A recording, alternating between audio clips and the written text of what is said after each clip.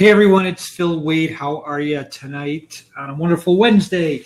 Thank you for being here tonight. We're going to talk a little bit about, negotiating the offer and some other negotiation tactics and tips to a better agent. Hey Maureen, thank you so much. Thank you for being here. Just want to make sure everybody can hear me. Hey Tom, how are you? Hey P, thank you for being here. Anna, how are you? Good to see you again. Jeremy, thank you. Hey Lisa, how are you? Good to see you. All right, glad we're coming in loud and clear. We'll give it another 10-15 seconds before we get going. Please remember, hey Claudia, how are you? Please remember that we're here to help. Kathy Nichols is in the house. Sounds good. Hi Kathy. Hey Teresa. So hey John, good to see you. Thank you for being here.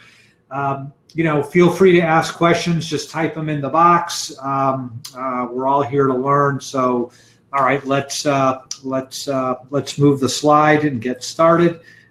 So, negotiating tactics and tips. All right, so let's talk about that offer. So, when you're submitting an offer, and hey Bill, hey Valerie, good to see you. How are you? Thank you for being here. Hey Evelyn. Awesome. So, when that offer comes in, if you're the listing agent, right? So you're usually the first one with the counter. So how you want to be countering, so your first counter is your largest. So say that offer, the property's listed at 300 and the offer comes in at 285 and your seller's hoping to get 290. So you might come back at 293, right? So then that leaves you 3,000. So you offered 7 and then you're 3 to get to 290, so that first counter is usually the biggest and then it's small. So you're not going to offer, 3,000 and then 7. That doesn't make a lot of sense. And then same with a buyer.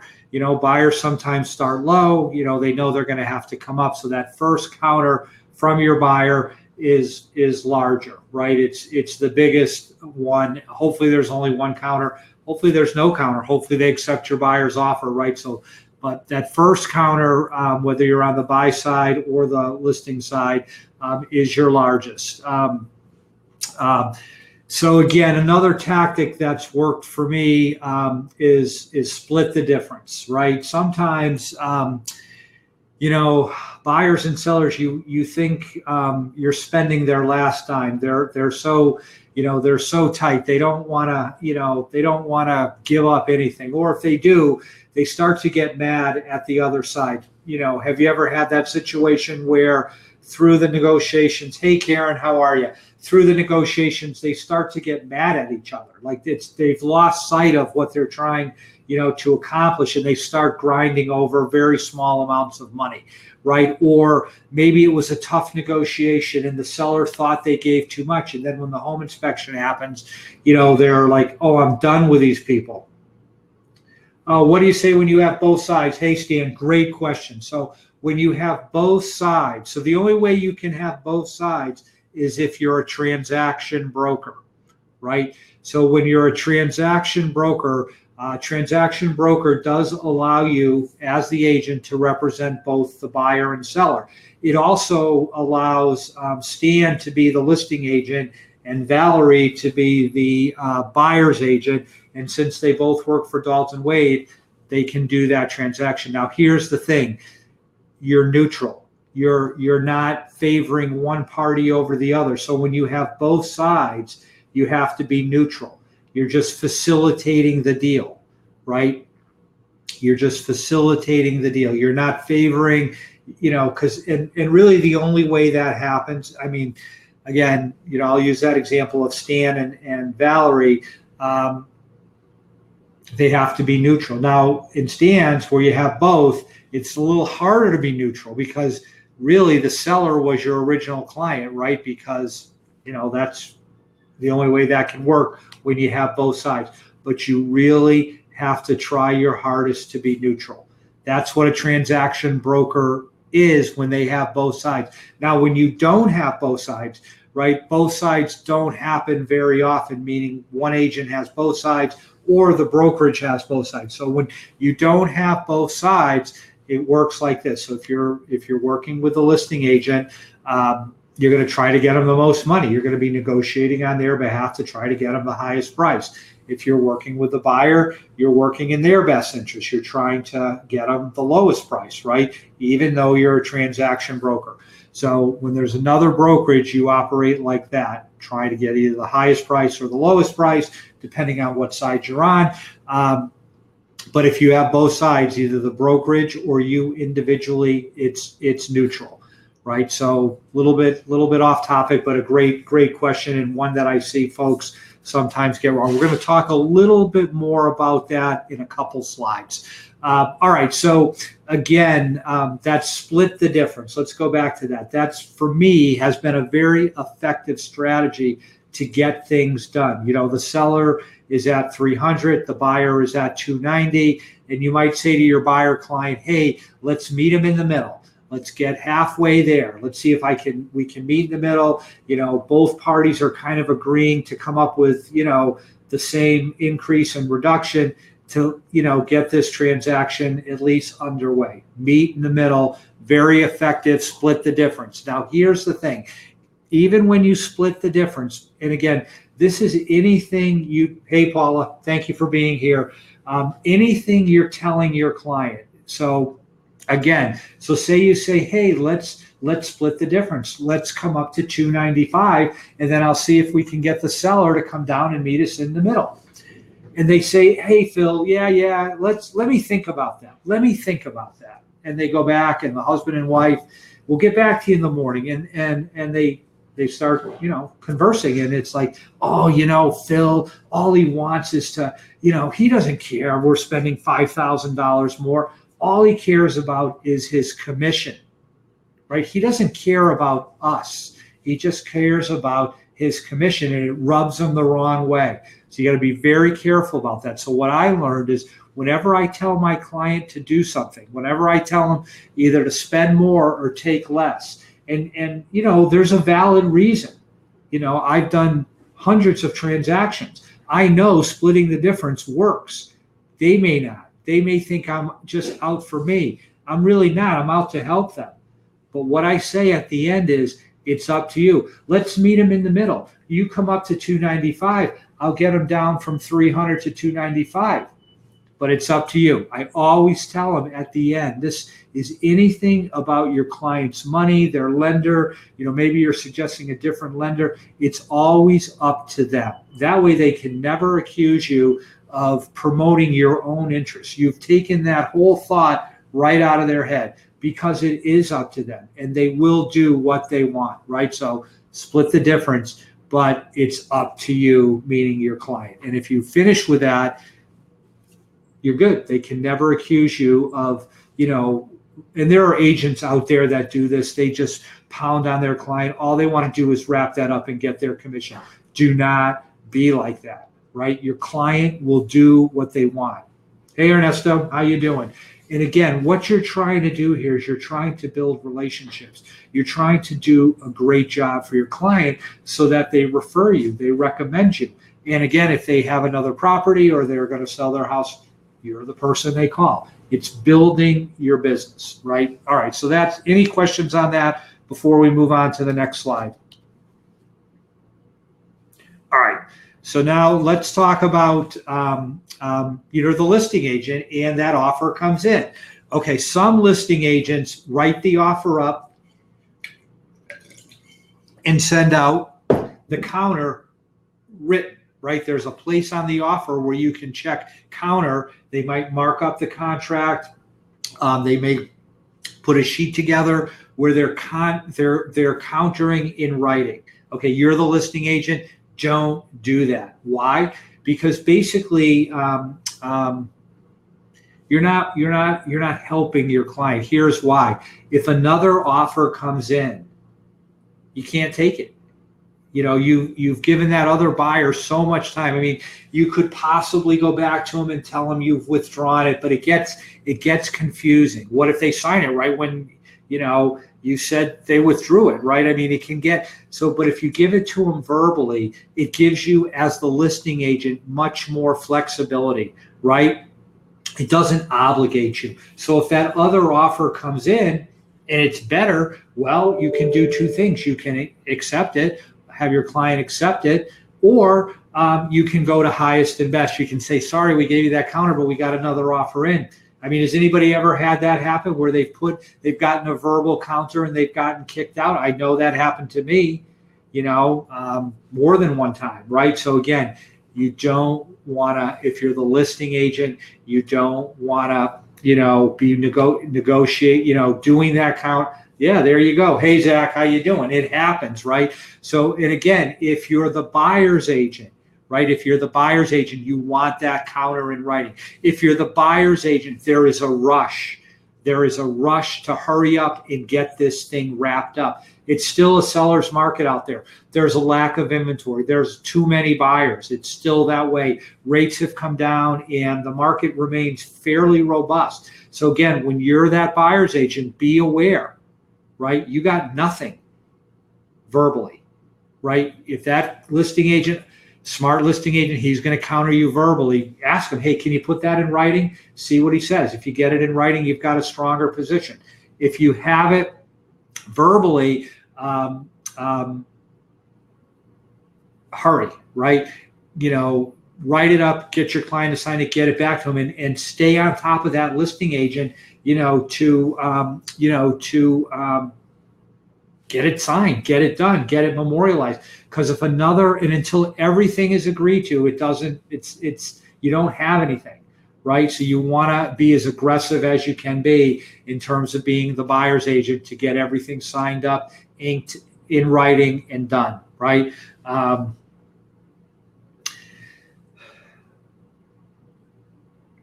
So push hard to get everything done. So again, listing agent, counter verbally. Buyer's agent, you want it in writing. If you don't get it in writing, try to hurry up and get that thing inked up so you actually have a closed deal. Because again, when you have something verbally, you just really don't have anything.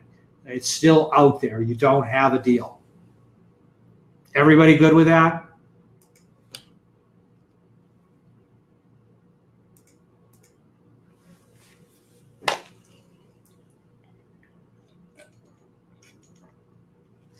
Perfect. All right. So again, you're the listing agent now, right?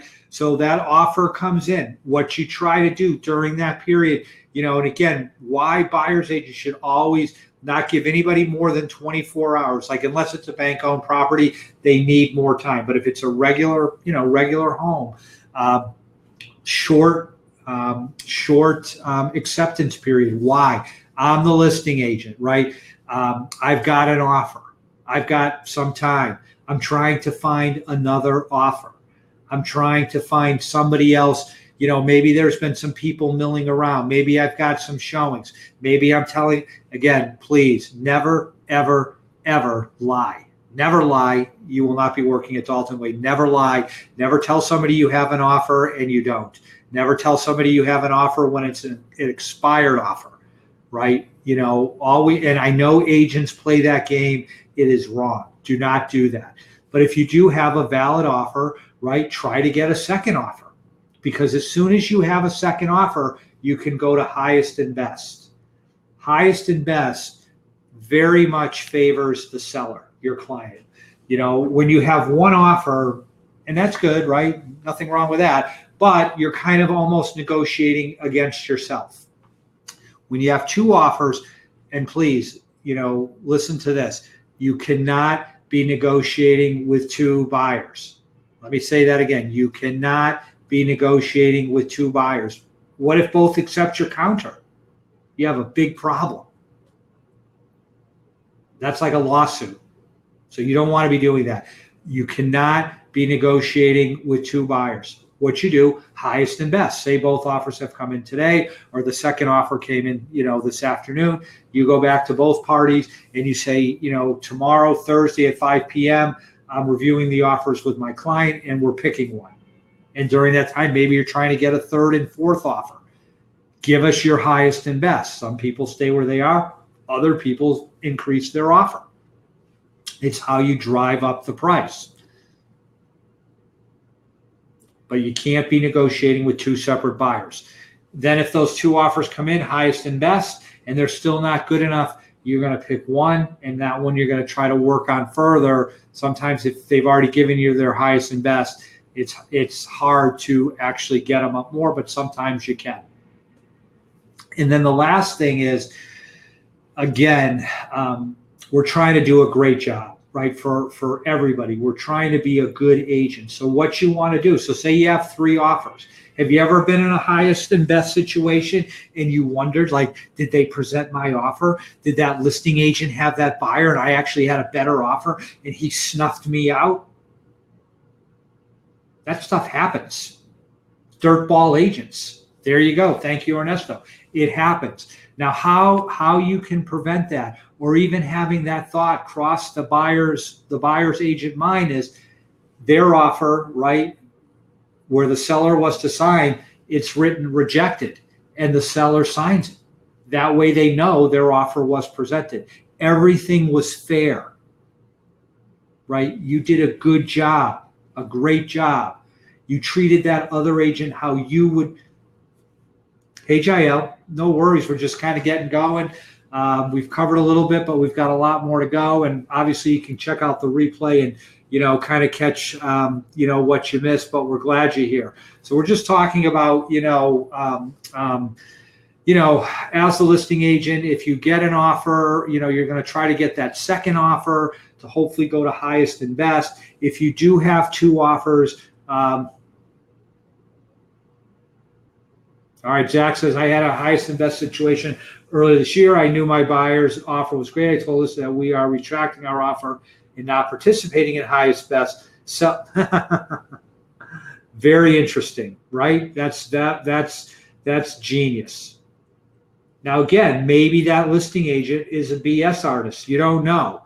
One time, we pressed pretty hard. This listing agent, we knew he didn't send our offer because he had the buyer, and he stifled our offer. And then we said, well, forward us the email where you sent your client our offer. Couldn't produce it. Didn't do it. Didn't present our offer. If you press on people, like, it comes out. The client didn't want to take it any further, so it died there. But the guy, again, he's a dirtball. He's thinking about himself. Yeah, that's illegal. That's how you lose your license. There's a lot of, not a lot, that might be too strong a word, but there's definitely agents out there that represent themselves, that don't know what they're doing. Or they're criminals, and they are not, they're not really acting. It's very short-sighted. It is not how you build your business. Right? You build your business by doing a great job. That highest and best strategy, it's good. It benefits your client. That's who you're representing. That's who you're working for. So we're talking about that second offer, Jael, trying to get that. And then we talked a little bit about, you can't negotiate with 2 buyers. You can only negotiate. That's why you go to highest and best, right? And then, if still not good enough, maybe you can get them up higher. But if you have multiple offers, the offers, they're disappointed people. Buyers get attached. They want that house and then they don't get it. It's nice for them to know that it was fair, that they didn't get it because their offer wasn't the best. Maybe there was a cash buyer that was paying less, but the seller wanted that cash offer. Who knows what the circumstances are? But that buyer knows, and that buyer's agent knows you presented their offer. They had a fair shake. That's what that writing rejected. The seller saw it. The seller could have responded favorably, but they chose not to. Again, it's doing and being an agent like how you would want to be treated. Because again, like your buyer. It's just like that same thing we talked about, in terms of when the seller's agent is countering you verbally. I've had agents, this happened once a few years ago where he told me it was wrapped up. Now I was smart enough I didn't go back to my client and tell him it was wrapped up. And then a few hours later, he said, we got a better offer and we're going with that. If I would have told my client it's wrapped up, I would have looked really stupid. I used to, when I first started, and an agent would tell me, we're putting in an offer. And I tell my client, we're getting an offer. And then no offer ever came. I look like an idiot. Now, I don't really do any sales anymore, but when I don't tell anybody anything until I actually have it, because people say things and then they don't follow through. A little bit off the topic, but again, try for that second offer. See if you can go to highest and best. If you don't have a second offer, don't be telling people you do. If you don't have an offer, don't be telling people you have one. And then if it, but it's true. But if you do go to highest and best, if you write rejected, it lets everybody know that it was fair.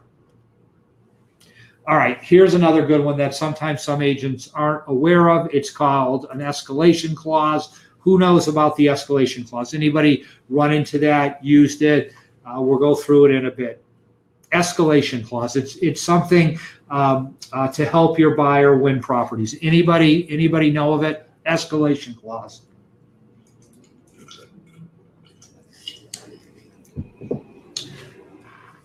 All right, the escalation clause is something you can use in a multiple offer situation. The agents told you there's multiple offers. What you can do is you can come in with an offer. So you put in, the offer amount, and in the additional terms, right, you put in, if we look here, buyer to pay $3,000 over highest offer, net to seller, right? Net to seller means any closing cost credits, and they have to show you the offer. And what it does is it up to a certain amount, right?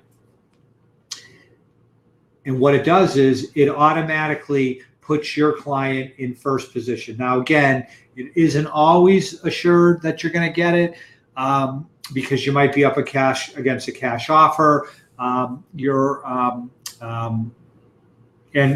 even though your offer is $3,000 higher, you may not get it.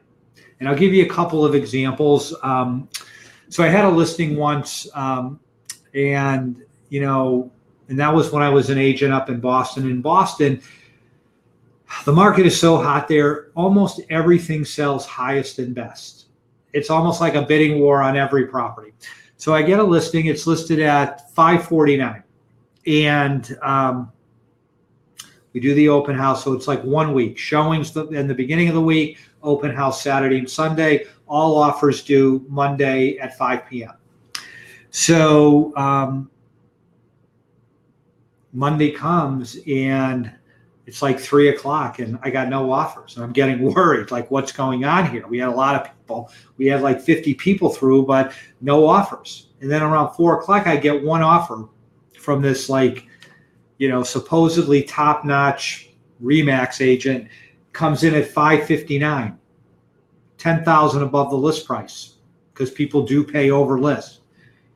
But he never called me. He never asked. He never took the time to call and say, do you have any offers? Because if he did, I would have told him we don't. I actually had met his client. I felt bad for them because he cost them $10,000 by being lazy.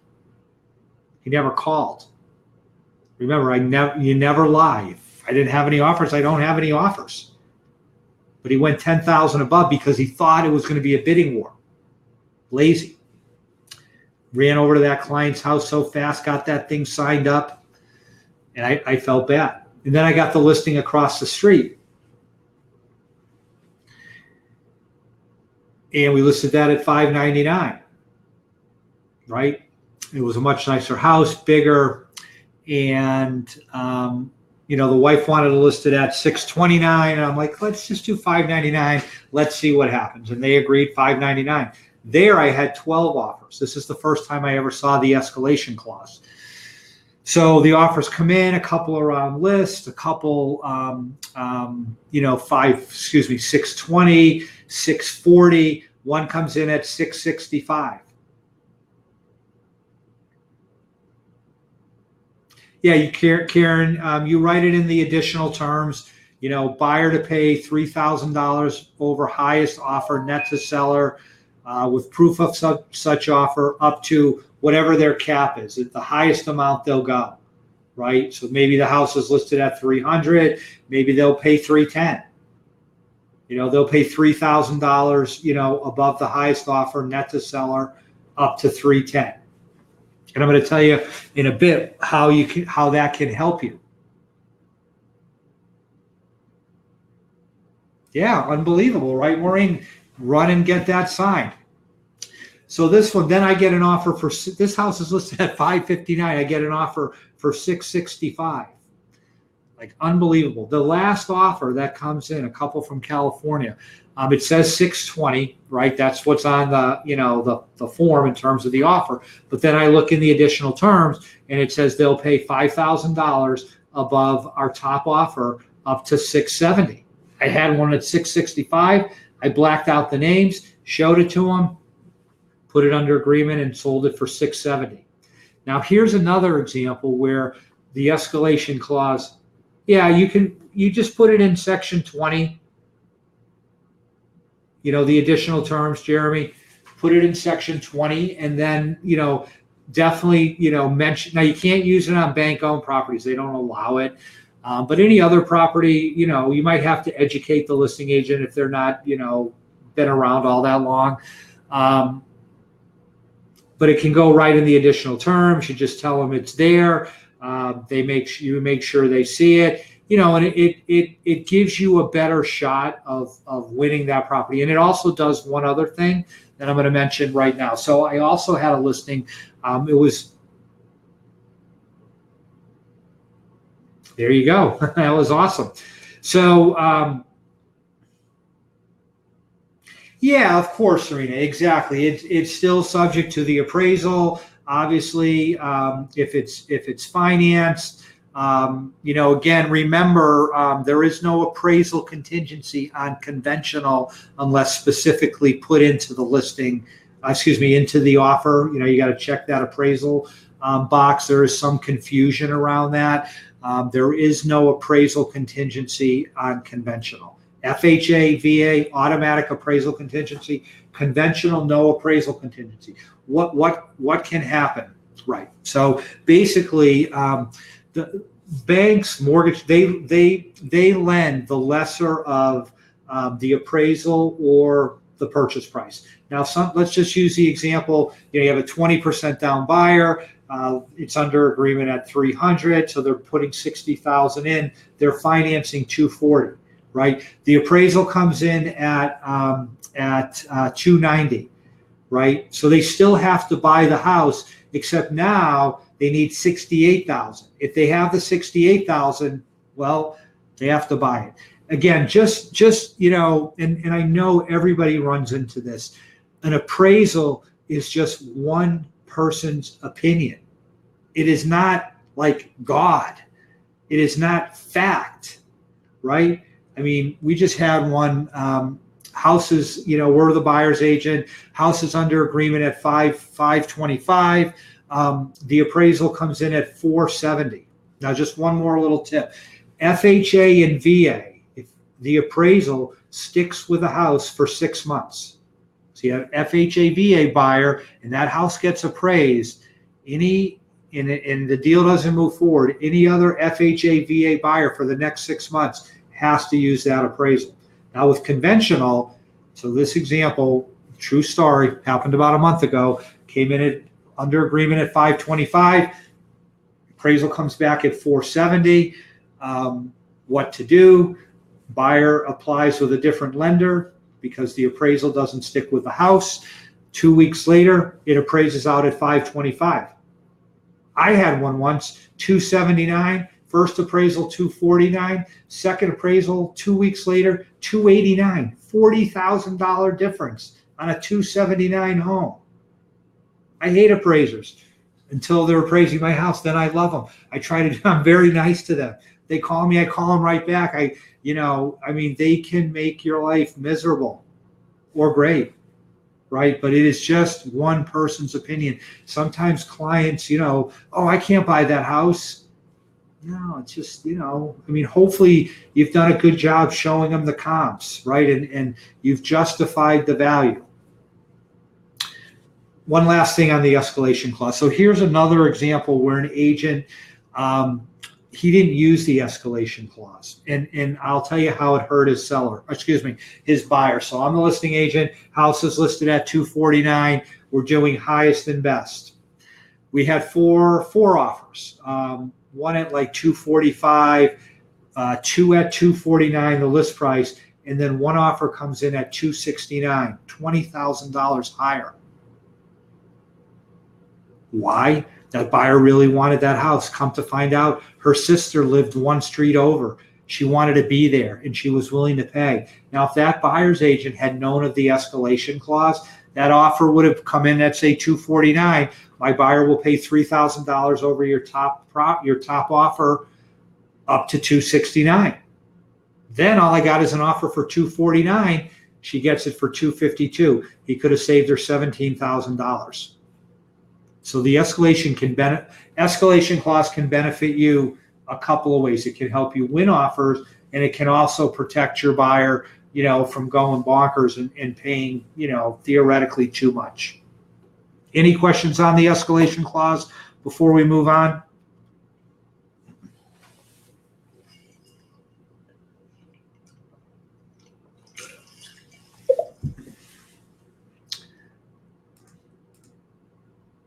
No, it's not a fixed number. It's not a fixed number. I mentioned that example where it's 5,000. It kind of like sometimes agents use 1,000. That's a great question, Ian. $1,000, like that's really maybe not enough to make a difference. 3,000 shows, hey, I'm willing to pay a little bit more to get the property, but it is not a fixed number. It's whatever. And again, you can use $1,000. It may work. It is whatever that buyer feels comfortable with. All right, switching gears a little bit. So another area I see problems happen, and this isn't so much negotiating, but it's just something I just want to mention, repairs, right? So repairs, a lot of times buyers think, hey, I'm buying, a new house. And again, I just, and they want things repaired. They want things fixed, right? There's risk in that. What's the risk? The risk is that the seller is out. So the seller is going to do that repair as cheaply as possible, right? And whenever you do, if you have to do a repair addendum, you always want to put in there, done by, a licensed professional, receipts provided, and if a permit is needed, a permit pulled, right? So you want to make sure that, again, they're not having the handyman do the electrical work. Like that's not good. Who knows, what that guy knows. Maybe he's not doing a good job, right? Because that's the stuff that happens. Like you didn't put in the addendum, to be done by a licensed professional, and they don't have it. And then like, well, where's the and it's done by, Joe, handyman. And your buyer's like, what is this? Or the work is done differently than what they expected. And remember what I talked about, like, the sellers and buyers, sometimes they butt heads, right? And they're not all happy with each other. And maybe this repair thing is the thing. And I've seen this happen numerous times. It's called stress. It's called my deal might not close. We don't want that, right? This business is hard enough. We want smooth, right? We want that transaction to go, because who gets blamed? We always get blamed. The agent always gets blamed. It's always the agent's fault. So again, if you can avoid repairs, and instead of the repair, credit, a closing cost credit. That way there can never be any confusion. That way the buyer can, repair whatever issue they have however they want. There can never be any controversy. Now, sometimes repairs have to be done. They have to be done if it's FHA VA financing, right? So the FHA VA appraiser, as part of his appraisal, is going to inspect the home, right? He's going to look for, broken windows, chipped paint, cracked flooring, wood rot. The roof has to have so much life left. Typically, it's 3 years or more, right? And if it doesn't pass, he's going to note that in his appraisal, and then those repairs have to be completed. And he has to come back out and re-inspect them. So if it's FHA, VA, when you're showing your FHA, VA buyer a home, right, it has to, you should know that it's going to pass the appraisal. It's not a home inspection. It's different from the home inspection. They're just looking for certain things, and they call them out. And if they call them out and it's on the appraisal, they have to be fixed. And then the other thing is the 4-point, right? So any house older than 30 years, there's a 4-point inspection done for the buyer to get insurance. If your buyer's getting financing, can't get financing without insurance, right? So the home inspector he'll give them a form. It's called a 4-point inspection. Costs like, 90 to $100. And it passes. If it doesn't pass, whatever is on that, whatever he's calling out, who knows what the four points are? Anybody know? I forgot to mention that. Anybody know what those 4 points are? Plumbing is one. Roof, electrical. One more. AC, yep. No, hurricane ties, Jeremy, no. Structure, no. The hurricane ties is the wind mitigation. That is a different report. That really has nothing to do with repairs. Right, thank you, Anthony. Yeah, so it's the plumbing, the electrical, the roof, and the AC. Those are the 4 things that the home inspector is basically passing and letting the insurance company know that they've passed so that they can insure the property. It's basically so the insurance company doesn't want to insure a house, that the roof is ready to leak. That doesn't make a lot of sense. That's how they lose money, right? So they have the home inspector provide that. What Jeremy mentioned, the hurricane times, that's another report that the buyer can receive from the inspector to give to the insurance company, so they pay less in their insurance premium. It gives them credits. It tells them that the house is the roof isn't better. What the insurance company is worried during a hurricane, the roof is going to blow off. That's a major cost to repair that. So they want to know that if the house has the hurricane ties, there's less likelihood that that's going to happen. So again, there are certain areas, 4-point FHA, VA, where you have to have repairs. Other than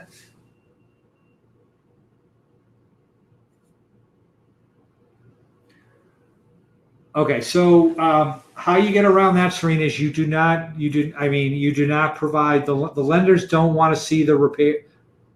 Credits or a repair list. Yeah, so you would not mention that it has anything to do with repairs. It's just a credit. So you would write that up, on the addendum, seller to pay $1,500 in buyer's closing costs, prepaids, and non-allowables. And they're fine with that. But if you mention that it's for repairs, they're going to have an issue with that. Exactly. So that's how that works. And then if you do have repairs, you do not want to provide that addendum to the lender. Because if you do, they have to come out. It's going to cost your client money. They have to come out and inspect that the repairs are done. So again, try to avoid repairs, just like Serena did. Don't mention that credit is for repairs. Keep it generic. And then, for FHA, VA, those repairs have to be done, and same with the 4 points so they can get insurance. Everybody good on that? It's an area where I see agents kind of, shoot themselves in the foot with the repair list, right? Because you're just opening your, all my trainings are like how to avoid problems, how to, did I ever put a repair list together and then I had a problem? Yeah, I did. So now I don't do that anymore. Right? It's just learning. So, there's certain things we just don't want to do, and that's kind of where experience comes in. So that's where we're trying to help there.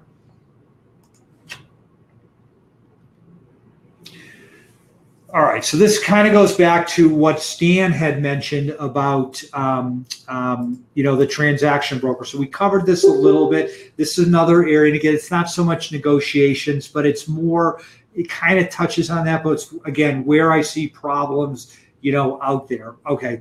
So, the default is transaction broker, right? So you don't even have to disclose to your client. I mean, you disclose to your seller through the listing agreement that you're functioning as a transaction broker, but as buyer's agent, you don't even have to do that. I mean, we have a Dalton Wade buyer's acknowledgement that, basically, tells them, right, we're a transaction broker, but that's an optional thing. So you can work with a buyer, never even mention you're a transaction broker, and you've actually done nothing incorrect. But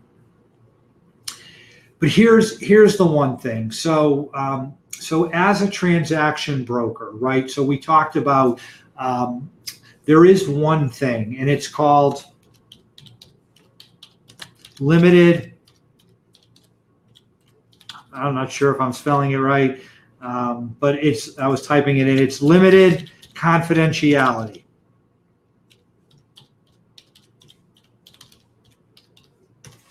All right, what has to be kept confidential, right?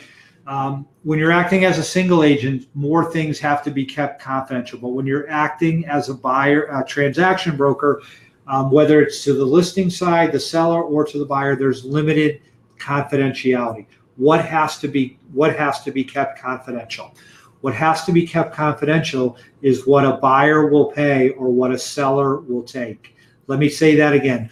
What you may know, say you had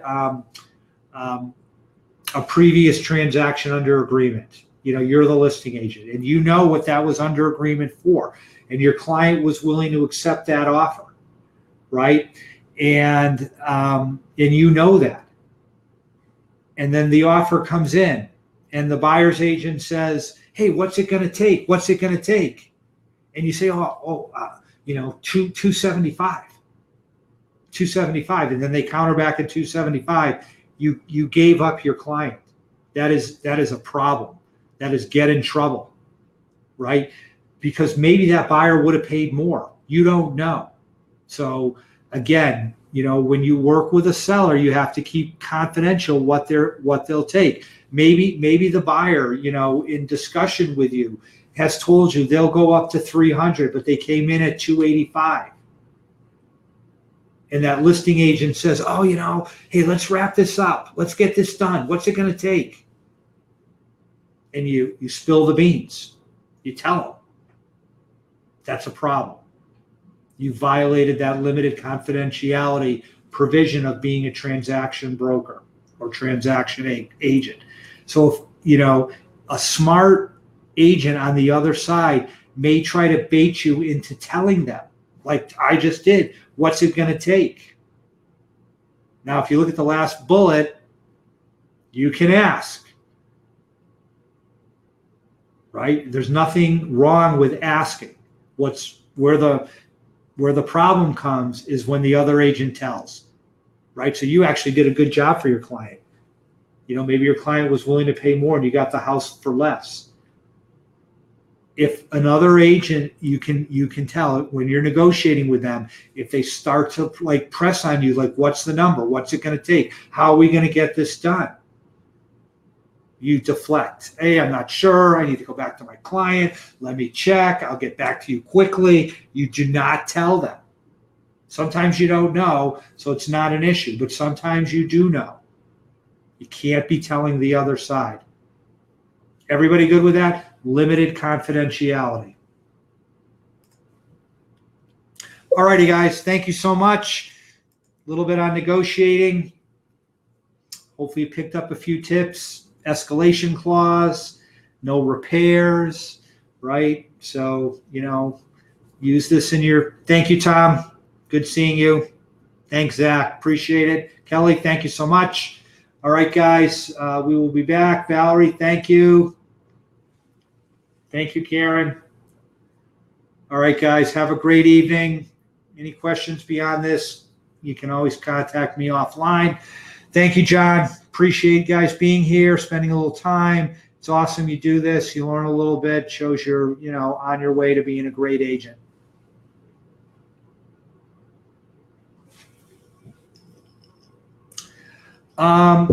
We can do that, Eduardo, but you do have access to the replay. So right after this ends, you're going to get an email with the link to the replay, so you'll have access to it.